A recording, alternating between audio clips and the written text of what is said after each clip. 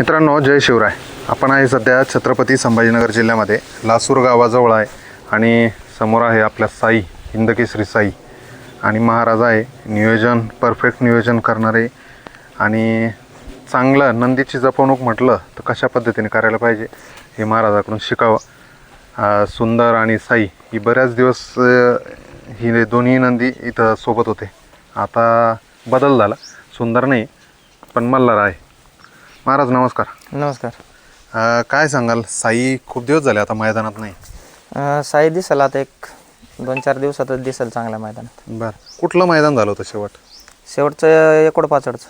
एकोडपाचवडचं. हो. काय निकाल राहिला तिथं? नाही तिथं शेमीला थोडी टाकाटाकीत मार्काला लागला. बरं, काय झालं नेमकं, कशामुळं इतका गॅप देण्याचं कारण? बैलाला काय झालं तर प्रवास जादा झाला, जाणं येणं त्या हिशोबाने बैल आपण थोडा आरामावर ठेवला होता. बाकी काही कुठला त्याला आजार नाही, काय नाही, काय नाही. मग त्याला सेकंदावरती काढत नाही का तुम्ही, का फक्त 3 फेऱ्या? सेकंदचं नाही आणलं त्याला कधीच आपण. काय कारण? आणलंच नाही, म्हणजे आपल्याला नादच हा 3 फेऱ्याचा असल्यामुळं सेकंदला गेलोच नाही कधी. अच्छा, कारण की या भागात जवळपास शंकरपट भरपूर लागतात, सेकंदाचे मैदान राहतात. हो. मग तिथं बरेचसे बैलगाडा मालक त्या ठिकाणी सेकंदात बैल काढून मग 3 फेऱ्यातही पळवतात. नाही, आपण जरी बैल समजा बांधलेला असला त्याला फेरा वगैरे काढतो, पण सेकंदला नाही नेत. अच्छा, आता याला काय काय नेमकं म्हणजे रिकवर करण्यासाठी काय काय केलं तुम्ही? नाही, बैल आरामावर ठेवला कोणता असू द्या. बैल एखादा जास्त प्रवास झाला, थकवा आला तर त्याला आराम दिल्यानंतर तो बैल कव्हर होतो. आणि फेरे वगैरे फेरे वगैरे चालू आहे त्याला. किती दिवसाला फेरा घेता? आत्ताच एक 5-6 दिवस झाले असेल, त्यावेळेस लखनचा त्याचा फेरा झाला.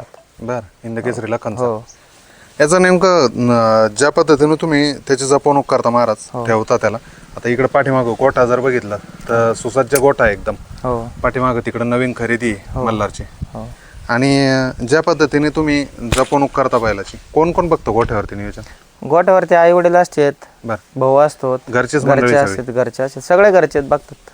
आता सगळ्यांना तर काही नाद नसेल, तुम्हाला दोघांना भावांना त्या गोष्टीचा नाद जास्त लागला. हो.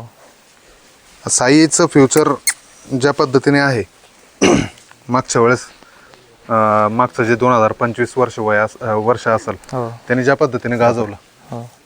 काय वाटतं आता आगामी जे मानाचे मैदान येत आहे त्या हा मैदानामध्ये काय काम नंदी, साई नंदी असा आहे, हा पहिले टॉपला पळत होता, उद्याही टॉपला पळत आणि पुढेही टॉपलाच पळणार. बरं, हा नंदी म्हणजे नवीचणार नंदी. आता सध्या काय कसं नियोजन असतं त्याचं गोठ्यावर? गोट्यावरती त्याला व्यायाम असतो दररोज. इकडं कच्चा रस्ता आहे आपल्या रोडच्या पलीकडनं, त्याला आपले मुलं घेऊन जातात आणि तिकडून डायरेक्ट मोकळा सोडून देतात.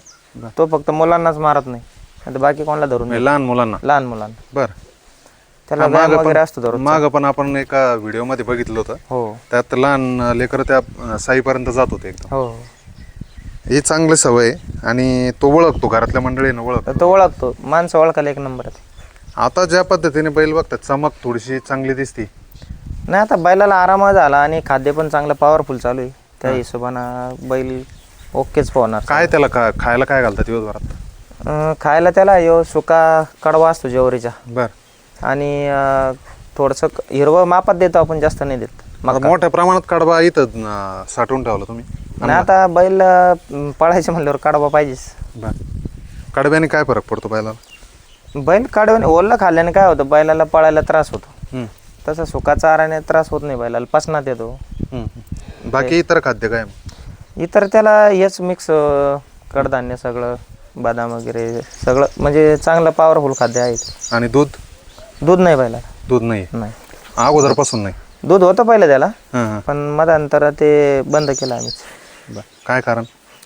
नाही, काय दुधाने काय व्हायचं, बैल 2 फेऱ्याला तावात काढत, 3रा फेरा थोडा कमी काढत होता. दूध बंद केले, पण बैल 3 फेऱ्यात त्याच तावात काढत आला. महाराज किती म्हणजे सध्या आता बैल गाई किती गोठ्यावरती? आता सध्या 2 वासरं आहे आणि मल्हार आणि साई. बरं. हो. साई जर म्हटलं तर तुमच्या दारातली लक्ष्मी. हो, साई आल्यापासून तुमच्या जीवनात बदल घडला. आनंदी ज्यापासून आपल्या दारात आलं त्यापासून आपल्याला म्हणजे प्रगतीवरच गेलो, अधोगतीला आलो नाही.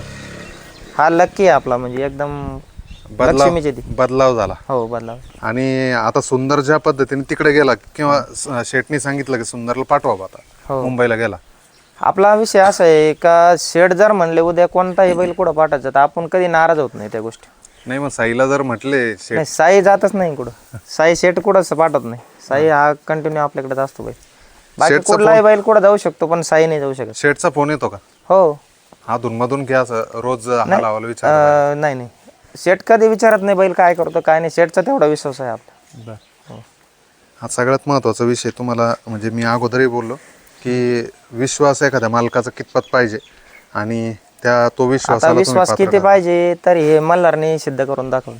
नक्कीच एक मोठी खरेदी करून हो. आणि ती केवळ तुमच्या भरोश्यावर आणि स्वतः मी साक्षीदार आहे. ज्या पद्धतीने संतोष शेटने सांगितलं की महाराज तुम्हाला जे पटतंय ते करा, फक्त रक्कम किती टाकायची ते सांगा. आणि ती रक्कम किती दिवसात रक्कम दिली ती मल्हारची? एक 2 ते 3 दिवसात रक्कम दिली होती पूर्ण. 2 ते 3 दिवसात इतकी मोठी रक्कम त्या म्हणजे सुट्ट्या होत्या ना मध्ये. 2026ची विक्रमी खरेदी करून ती रक्कम तुमच्या भरोश्यावर देणं हा सगळ्यात महत्त्वाचा पार्ट आहे. आणि हा विश्वास कायम टिकून राहावा. कारण की एक तुमचं घर जर बघितलं तर वारकरी संप्रदाय हो. म्हणजे वारकरी कुटुंब आहे सगळे, आई वडील असेल किंवा भाऊ असेल तर नक्कीच एक चांगली दावणी. आणि अशा दावणीला कारण की या ठिकाणी गुलाल कायम आहे. फक्त हो, गुलाल कायम. नियोजन चांगलं लागणं गरजेचं आहे. काय सांगाल साईविषयी अजून? साई म्हणजे हा कायम गुलालातला बैल आहे. एखाद्या मैदानाला होतंय मागं पुढे त्याच्यावर कधी नाराज होत नाही आपण. मैदानात काही पण झालं त्याच्यावर कधीच नाराज नाही होत. हां हां. का आपल्याला माहिती आहे की ते उद्या काहीतरी करून दाखवणार. मागच्या वेळेस 2025 मध्ये किती वेळेस गाडी पळाली चिमणे आणि साई? ते 4-5 वेळेस पळाली. 4-5 वेळेस हो पळाली. चांगली गाडी पळायची पण टॉपलाच. जेव्हा जेव्हा पळाली त्यावेळेस नंबरच एक नंबर राहिला हो. गाडी. काय खासियत बरं दोन्ही म्हणजे दोन्ही बैलांची? काय तो पण बैल एकदम आता टॉप मधलाच आहे हां. आणि हा पण चांगला टॉप मधलाच आहे. टॉप मध्ये जरी असला पण मग ही गाडी ज्या पद्धतीने नाही ते पळते काय होतं एक बैल खाल्ला रान घेतो एक पुढलं रान घेतो म्हणजे एका चढ एक पळतात ते त्याच्यामुळं बैल गाडीला गती लागते जाम. हां हां. हो. हार वगैरे घालण्याचं कारण काय साईला आज?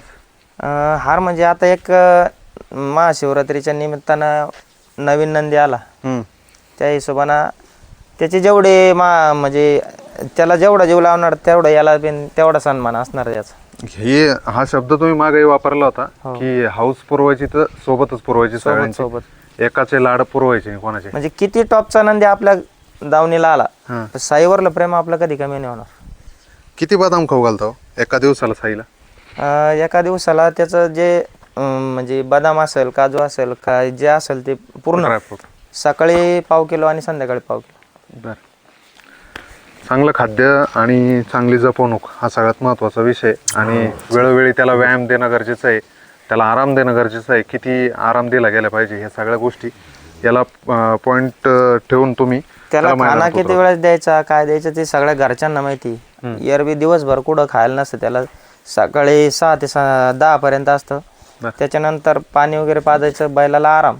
संध्याकाळी परत 6ला चालू होणार खायला तर 10ला 10च्या नंतर परत काय नाही त्यांना. नक्कीच चांगलं आहे. साईचं भविष्य मोठं आहे आणि नक्कीच साई आता आगामी जे महत्त्वाचे मैदान आहे जे मानाचे मैदान आहे त्या मानाच्या मैदानात काहीतरी वेगळा कारनामा करताना दिसेल. कारण की दावणीला सध्या मोठी खरेदी आणि चांगला पळणारा नंदी. कारण की मी तुम्हाला चिमणे आणि साईचं मुद्दा म्हणून विचारलं हो कारण ही गाडी टॉपला पळायची. बऱ्याच ती पण गाडी पळणार परत चिमण्यान साईची पण गाडी पळणार. बऱ्याच लोकांना माहिती होतं ज्या वेळेस चिमणी आणि साई मैदानात असेल त्यावेळेस ते नंबरात राहतील 100%. तशा पद्धतीने आता मल्हार तुमच्या दावणीला लागलेला आहे आणि मल्हार हा दुसराच आहे अजून. दुसरा आहे. त्याच्यामुळं नक्कीच ही जोडी चांगली कमबॅक करताना म्हणजे चांगली पळताना आपल्याला मैदानावरती दिसेल. धन्यवाद महाराज. धन्यवाद.